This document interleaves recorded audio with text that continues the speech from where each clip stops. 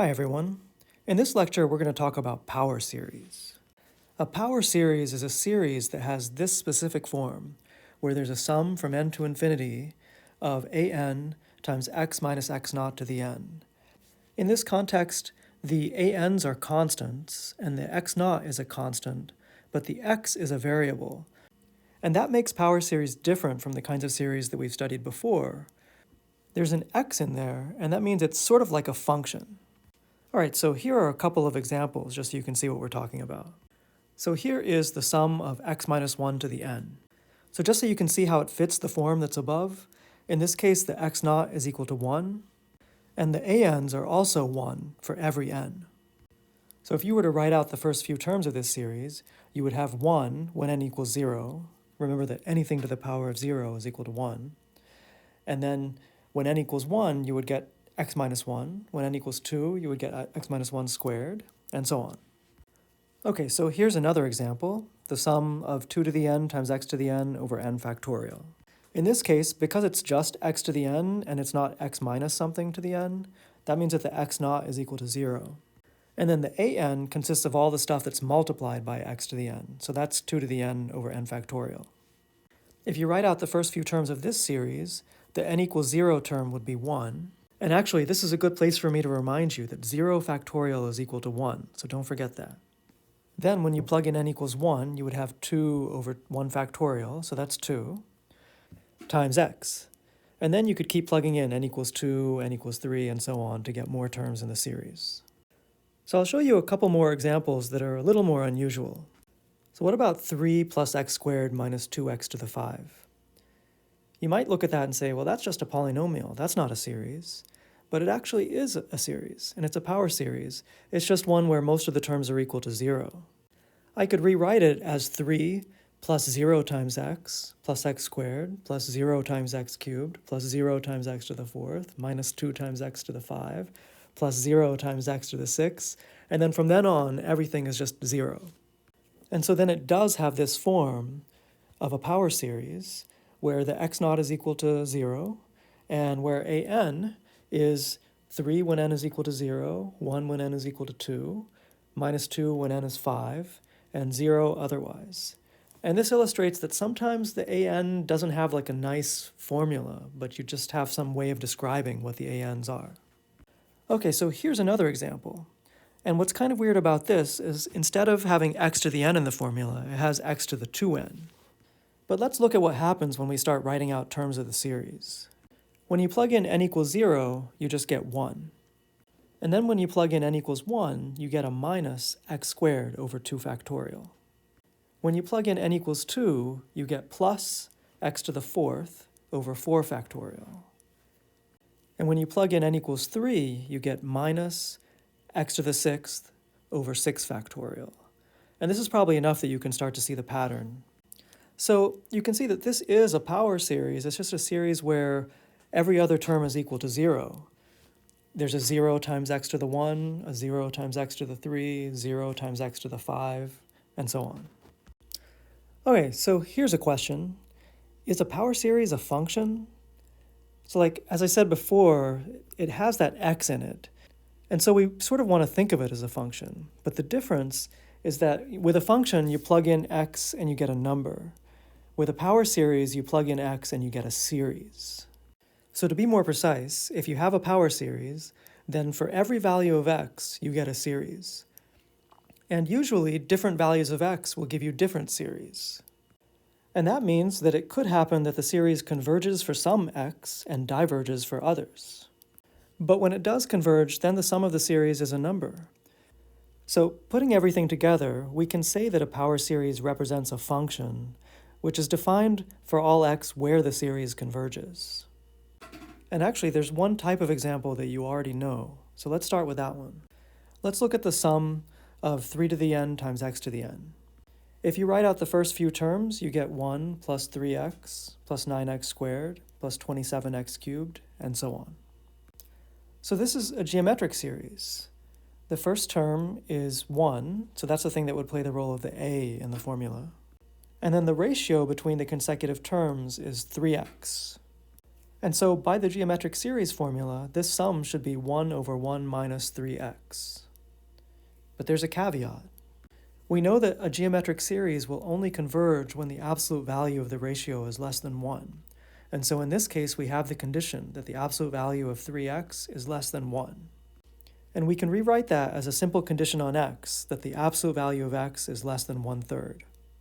And so the conclusion is that this power series converges to the function 1 over 1 minus 3x when the absolute value of x is less than 1/3. And so the conclusion here is that this series, the sum of 3 to the n times x to the n, converges on the interval from minus 1/3 to 1/3, not including the endpoints, to the function 1 over 1 minus 3x. Well, it turns out that this example is pretty illustrative of the general situation, so let's take a look at that. So here's a fact about power series. If you have a power series of this general form, the sum of an times x minus x naught to the n, then there exists a number r, which is either greater than or equal to 0 or infinity, such that the series converges when the absolute value of x minus x naught is less than r, and the series diverges when the absolute value of x minus x naught is greater than r. Now this probably feels like a lot of words, but there's actually a nice picture that explains the situation. So what I've drawn here is a number line, and x naught is a number, so it's somewhere on that line. And then I can also plot x naught plus r and x naught minus r. Or at least this is what it looks like when r is a positive number. The cases where r is either 0 or infinity are kind of extreme versions of this. Now, if you think about what it means for the absolute value of x minus x naught to be less than r, you'll see that x is somewhere in between x naught minus r and x naught plus r. And so there's this interval where the series is known to converge.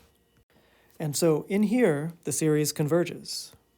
On the other hand, when the absolute value of x minus x naught is greater than r, that means you're either less than x naught minus r or greater than x naught plus r. And so out there, the series diverges. So it's kind of cool that this picture describes the convergence behavior for all power series. You don't have some kind of weird thing where like maybe it converges here and there, but not over there. It's always this, that there's a range where it converges, and then outside of that range, it diverges. And then, as I said before, there are the extreme cases where r equals 0 and r equals infinity. When r equals 0, then the series will diverge everywhere except for when x is equal to x naught. That's a bad situation to be in. That's cringe. You don't want to mess around with series like that. But on the other hand, when r is infinity, then that means that the series converges for all x. And that's awesome. That's based. There's some terminology that goes along with this, so let's discuss that. So first of all, you'll notice that x naught is the center of the interval where the series converges. So they use that terminology, that x naught is the center of the series. The next thing is that this number r is called the radius of convergence. And the reason they use the term radius is that r is the distance that you can travel from x naught in either direction before you get to places where the series diverges. So you could literally imagine drawing a circle around x naught with radius r, and then all of the x values inside of that circle are values where the series converges, and all of the values outside of the circle are ones where the series diverges. And then finally, there's the term interval of convergence, which is used for, well, it's the interval where the series converges. So this would be the interval from x naught minus r to x naught plus r. But there's a catch. There is no general fact about what happens at x naught minus r and x naught plus r. So you have to check those endpoints to determine whether or not they should be included in the interval. And so since either endpoint could be included or not included, you end up with 4 possibilities for what the interval of convergence could look like. So how do you find the interval of convergence of a power series? If it's a geometric series, like the example I showed you earlier, then you should just use what we know about the convergence of geometric series. That's what we did in that example. And if you look back to what we did there, we actually found the interval of convergence. But what if it's not a geometric series? Typically, what you'll do in that case is use the ratio test. So here's an example to illustrate that. Suppose we want to find the interval of convergence of this series, So we'll use the ratio test, and that means that we're going to look at the limit as n goes to infinity of the absolute value of the n plus 1 term divided by the absolute value of the n term. So you've got a fraction over a fraction here, so you can rewrite it as multiplying by the reciprocal. And now you see that you can cancel x minus 3 to the n. And so after canceling, you can write it this way, where it's the limit of n over n plus 1 times the absolute value of x minus 3. Now there's a simple but important thing that happens here. That x minus 3 doesn't depend on n, and so you can pull it out of the limit. And now the limit is less scary. You've seen stuff like this before, and you know that the limit of n over n plus 1 is 1. And so what we end up with is just the absolute value of x minus 3. So what does that tell us? Well, remember, we're doing the ratio test, and the ratio test says that the series converges when this limit is less than 1. And the ratio test also tells us that the series diverges when this is greater than 1. Now, this isn't necessary for you to do, but it might help to plot these inequalities on a number line. The absolute value of x minus 3 is less than 1 when x is between 2 and 4. And it's greater than 1 when x is less than 2 or greater than 4. And so from this we can see that the radius of convergence is 1. But to figure out what the interval of convergence is, we need to check the endpoints, x equals 2 and x equals 4. Those are exactly the cases where the ratio test is inconclusive. So you'll need to check these cases separately using tests that are different from the ratio test, because we already know the ratio test is inconclusive. So let's start just by plugging the x values into the series. If we plug in x equals 2, then the series looks like this. And of course, 2 minus 3 is minus 1, and so we can rewrite the series as the sum of minus 1 to the n over n. And this is great because this is an alternating series, the terms go to 0, and so this converges by the alternating series test. And so now we know that the power series converges when x equals 2. Great, so now let's see what happens when we plug in x equals 4. When you do that, it simplifies to the sum of 1 over n. And this is a series that by now we're probably pretty familiar with. This one diverges. Just so you know, this series is important enough to have a special name. It's called the harmonic series. And it's totally fair to say that you know the harmonic series diverges without appealing to any specific test, just because we know it. We're old friends, or maybe enemies. We're frenemies. That's what it is. So anyway, what we found is that the series converges when x is 2 and diverges when x is 4. And so that means that the interval of convergence is the interval from 2 to 4, but it's closed on the left because it includes 2, and it's open on the right because it doesn't include 4. Okay, so let me show you one more example. Suppose we want to find the interval of convergence of this power series. This will turn out to be an important example. You'll see it again many times.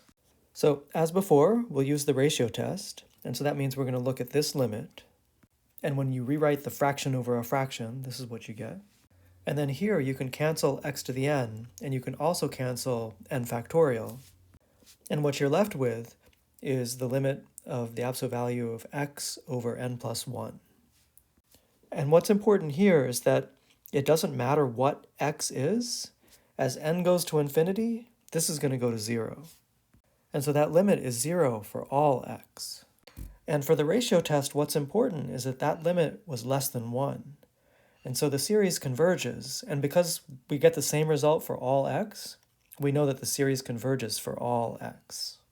And so this is the case where the radius of convergence is infinity, and the interval of convergence is the interval from minus infinity to infinity. Obviously, in this case, there are no endpoints that you have to check, so that's the whole answer. And he didn't stick around long enough to explain this to you, but here's a picture of a waterfall that was drawn by my son.